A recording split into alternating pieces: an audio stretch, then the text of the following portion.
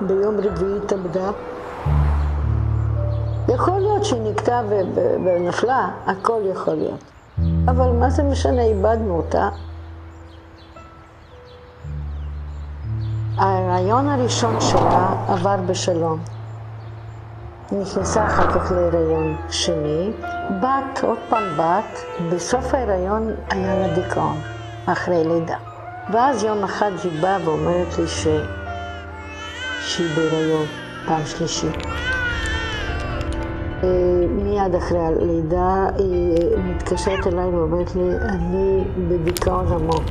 עזבתי את באר שבע, נסעתי לחיפה, והיא אומרת לי שאין לה חשק לטפל בילד, שהיא במצב נפשי לא טוב.